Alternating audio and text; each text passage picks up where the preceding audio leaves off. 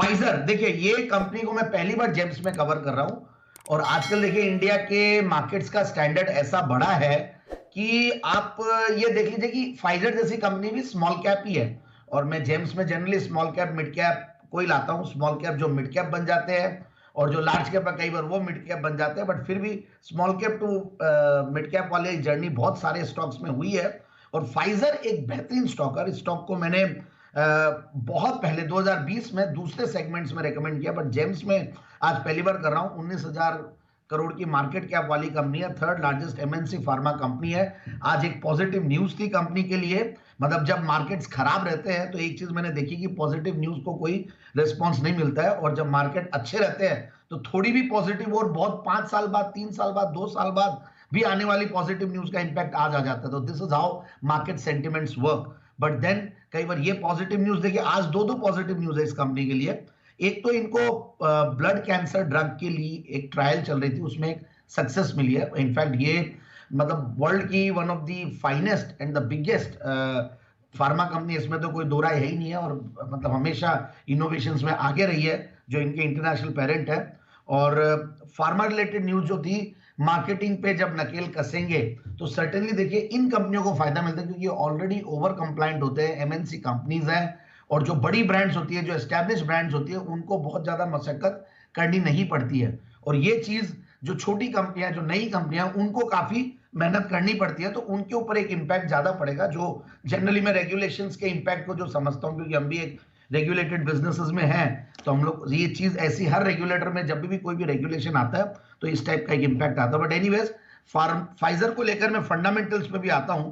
तो ये जैसा कि थर्ड लार्जेस्ट कंपनी है, और अगर आप एबट और ग्लैक्सो से अगर कंपेयर करें तो उनसे इसका पी मल्टीपल भी सस्ता है। वो लोग 50-52 के पी मल्टीपल पे, ये 39 के पी मल्टीपल पे है। और सनोफी भी मैंने काफी बार रेकमेंड किया हुआ इसी सेगमेंट से। और मतलब एमएनसी सेगमेंट को मैं फार्मा एमएनसी को एक सेगमेंट बना दिया। और अच्छी खासी इसकी भी ब्रांड्स जो है देखिए, अब हमने यूज किया ही है। करीब 150 से ज्यादा प्रोडक्ट्स लोग 15 थेरापेटिक सेगमेंट्स में सेल करते हैं। और जो फेमस ब्रांड्स है हम सब ने इनफैक्ट कभी ना कभी लाइफ में यूज किया ही है, और जिसमें से बिकोसूल एक अच्छी खासी ब्रांड है। फिर हमने देखा कोरेक्स है, एक बड़ी ब्रांड है। तो ये डोलोनेक्स है, ये सारी ब्रांड्स इस कंपनी की है। और 26% का रिटर्न ऑन कैपिटल एम्प्लॉयड, 20% का रिटर्न ऑन इक्विटी है। पिछले 5 साल में प्रॉफिट की कैगर भी 10-11% से एक धीरे धीरे कंसिस्टेंटली ग्रो करने वाली कंपनी है। ऊपर के लेवल्स 4850 के थे, वहां से करेक्ट हुआ हुआ स्टॉक है।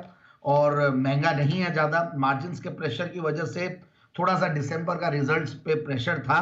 प्रेशर का मतलब ऐसा नहीं कि खराब रिजल्ट्स है, बढ़िया ही रिजल्ट्स है। 130 करोड़ का पैट था और 540 करोड़ का टॉप लाइन, 28 करोड़ की मार्जिन में। मतलब पिछले दिसंबर में 33% का मार्जिन था, उसके सामने 28% का मार्जिन है। उसकी वजह से थोड़ा डिप आया। तो डिप इसलिए ऊपर के लेवल से करेक्शन होकर मुझे लगता है कि ये सारी चीजें डिस्काउंटेड है।